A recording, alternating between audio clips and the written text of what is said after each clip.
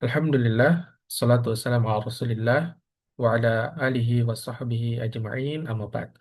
Teman-teman sekalian yang dimuliakan Allah Subhanahu wa taala, pada kesempatan kali ini kita akan membahas bagaimana hukum wanita yang sedang hamil atau ibu hamil yang dia ingin melaksanakan sholat wajib namun dia tidak bisa berdiri. Ya, kita ketahui bersama bahwasanya berdiri di dalam sholat wajib itu merupakan rukun sholat. Ya. Untuk sholat wajib, ya, berdiri merupakan rukun sholat bagi yang mampu. Adapun sholat sunnah maka boleh tidak berdiri, ya boleh bersandar atau boleh duduk, ya boleh duduk. Adapun sholat wajib rukunnya itu adalah berdiri bagi yang mampu. Ya, namun bagaimana misalnya, ya bagi wanita hamil sulit baginya untuk berdiri.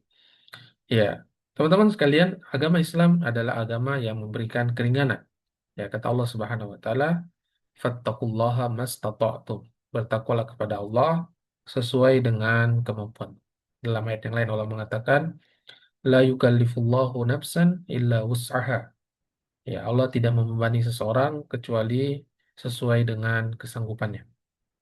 Kemudian Rasulullah alaihi salatu wasallam mengatakan, idza amartukum bi amrin fa'tu minhu mastata'tum. Ya, jika eh, aku perintahkan kepada kalian suatu perkara, maka lakukanlah semampu kalian. Ya, untuk sholat teman-teman sekalian, sholat wajib khususnya, ya, maka hukum asalnya adalah berdiri karena dia merupakan rukun sholat. Namun jika tidak mampu, maka boleh duduk dan jika tidak mampu, maka boleh berbaring. Sebagaimana sabda Rasulullah Sallallahu Alaihi Wasallam, "Sholli qa'iman, fa ilam tastati' fa qa'idan, fa ilam tastati' fa ala jambin." Sholatlah dalam kondisi berdiri.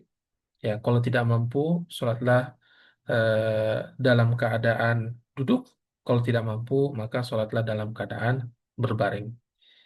Ya, sehingga bagi orang yang memiliki sakit dan sulit untuk berdiri, ya baik apapun penghalangnya, entah itu hamil ataupun laki-laki bagi yang sakit, maka dia boleh duduk. Ya, dan dia berusaha untuk berdiri sesuai dengan kemampuannya. Ya, dia berdiri untuk kemampuannya.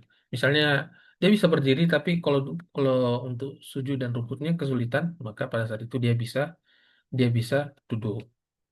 Ya, dan di sini panduan dari Syekh bin Baz yang mengatakan siapa yang mampu berdiri namun tidak mampu rukuk dan sujud, kewajiban berdirinya tidak gugur. Jadi sementara dia masih bisa ada dalam posisi yang dia bisa berdiri, maka dia wajib berdiri. Ya, nanti misalnya dia rukuk dan sujud, ternyata di situ berat. Nah, maka di situ baru dia boleh duduk.